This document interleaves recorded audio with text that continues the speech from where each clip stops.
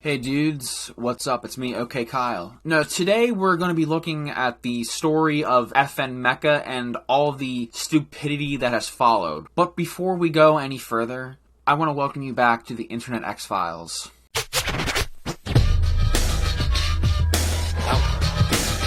So last week when I was at work scrolling through my feed, I came across this precarious article entitled AI Rapper Gets Signed to Capitol Records. You want to know what my first thought was? My first thought was of the anime series Carol and Tuesday. It's a series that follows an indie group of musicians trying to make it big in a music industry where music is created by a highly advanced AI algorithm that is guaranteed to be a #1 hit single.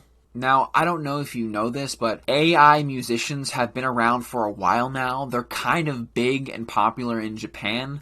Hatsune Miku is a fucking icon, and all of the others that have followed her since her inception. But when I think of Vocaloids, I think they're just something that's just completely earnest and not corporate whatsoever when compared to FN Meka. Now, I know what you're thinking when you see the picture of FN Meka appear on screen. Your first thought is probably, wow, CD Projekt Red has really hit rock bottom since their last release. Is this how they're promoting their new story-based DLC for the game? Well, no. This abomination right here, this is FN Meka. He's all cyber, but no punk. When I look at him, I just have to compare him to, like, Hot Topic. He's just a corporate entity trying desperately to appeal as edgy. But when you pull back the curtain, in reality, this is just a sterile manufactured facade trying to appeal to a younger generation by appropriating an already existent subculture.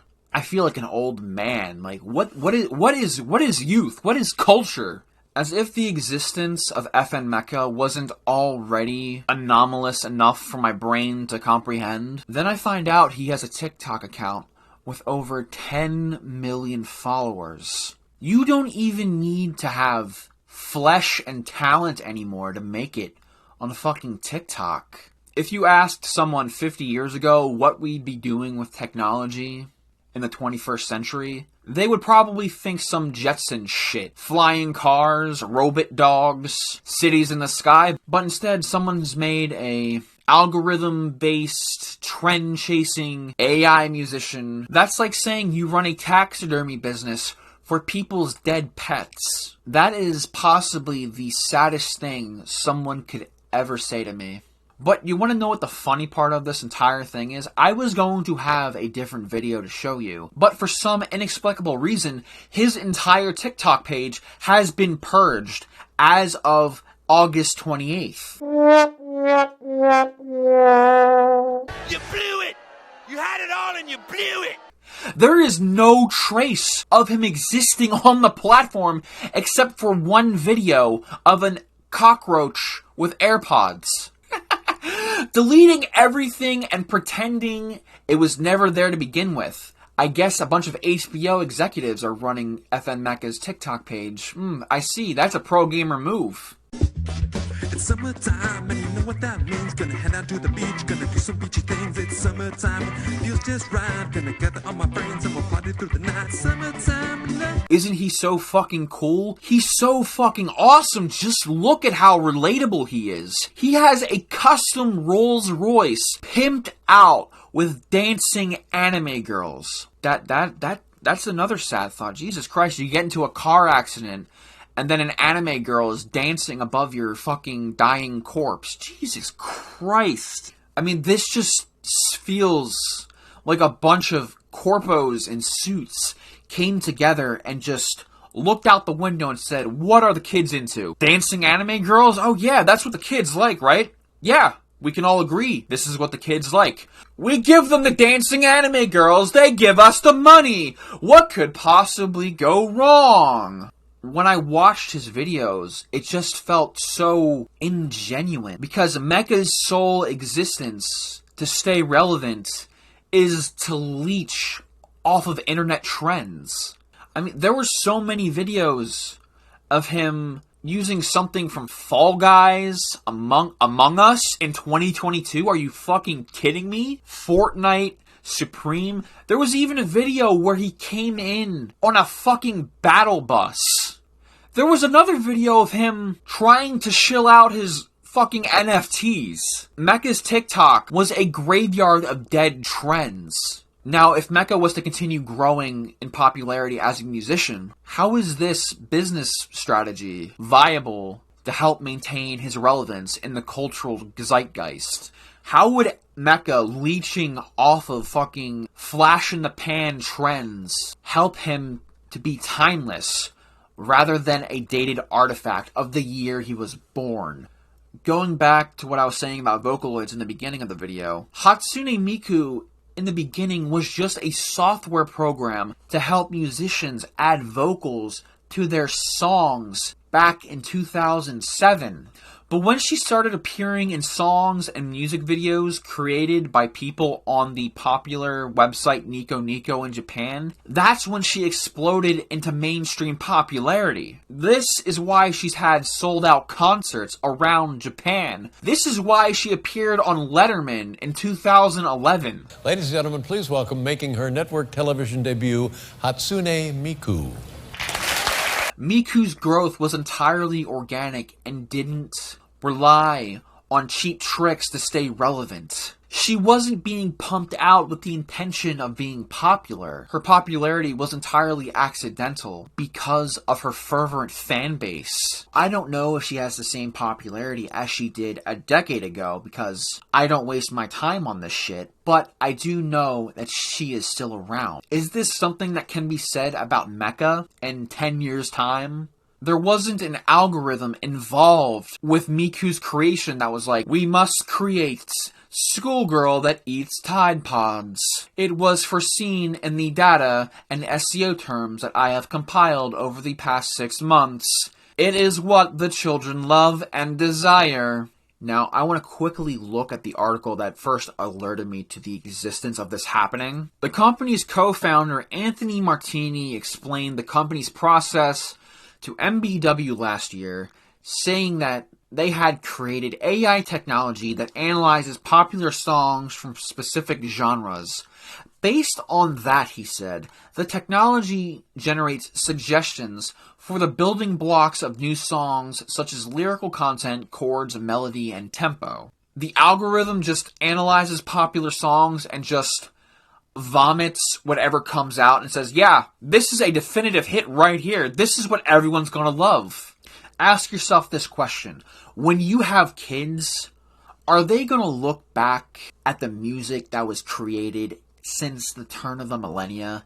And are they going to listen to it? 10 years ago, for some fucking reason, 10 years ago, LMFAO was a fucking cultural sensation for shaking their dicks in banana hammocks in front of our faces. And we were like, yeah, this is cool. We were clapping like fucking circus seals waiting for someone to throw sardines at our face. And has anyone talked about them since? Now, if this is the future of music, are the songs that are going to be created, are the musicians that are going to come out of this phenomena, are they going to be timeless sensations that everyone will adore for decades to come?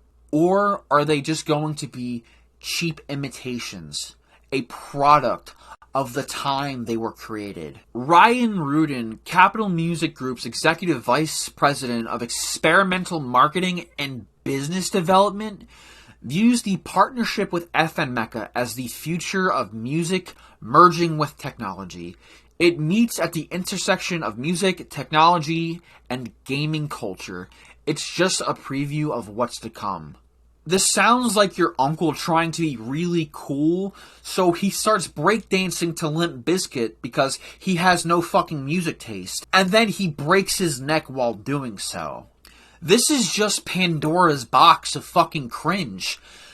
Do you know what happens when gaming culture leaves the internet? Do you know what happens when it spills over for normies to see? This is what happens. Public embarrassment from this Disney animatronic trying to dance in front of millions of people on New Year's Eve. This is why we don't let gamers out into the public that often, unless it's in a very controlled and contained environment where they can be monitored.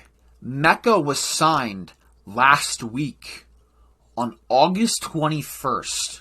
His hit song, Florida Water, came out the week before. Not even within the span of 48 hours after signing that music deal with Capitol Records. That Wednesday, the 24th, amongst the tepid reception and fanfare, Mecca got dropped from his fucking music deal after receiving fervorous backlash for perpetuating stereotypes and saying the N-word numerous times in his song. That's fucking amazing. I have never seen anyone who isn't fucking real lose so much in so little time.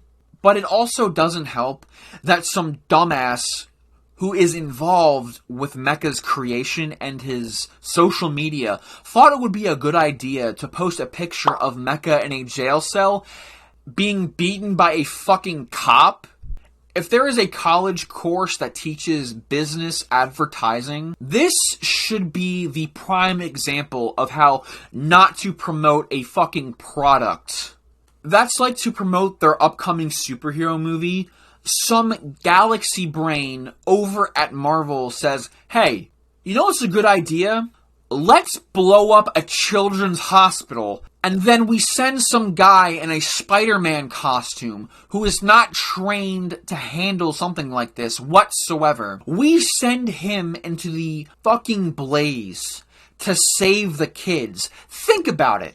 Spider-Man saves the day. The headlines write themselves. This is positive press. What could possibly go wrong than the possibility of us going to jail for killing children? This is what Anthony Martini had to say when asked about the backlash. Not to get all philosophical, but what is an artist today?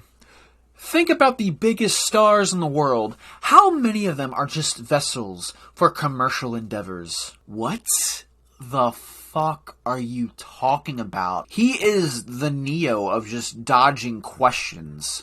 Wait a minute. Then Martini does an interview the following Tuesday after Mecca was signed where he said he anticipated the deal's cancellation during that week, citing blogs have latched onto a clickbait headline and created this narrative. If you anticipated receiving such negative backlash, why did you go through with the deal anyway? That doesn't make any sense to me whatsoever. He said that FN Mecca was, in fact, primarily an anonymous human rapper. He's a black guy and not this malicious plan of white executives. It's literally no different from managing a human artist, except that it's digital. It is entirely different than managing a human artist. Over the past few months, have you seen what Ezra Miller's been doing? FN Mecca is not going around Hawaii and beating the shit out of people, wanting to throw down like he's going to send someone to the fucking Shadow Realm. What are you talking about, you idiot? Oh my god! The only way Mecca would go around beating the shit out of people is if you programmed him to do that. What else can I possibly say other than this was a terrible idea to begin with? So with that being said, I will see you guys on the next video. See you later, my dudes.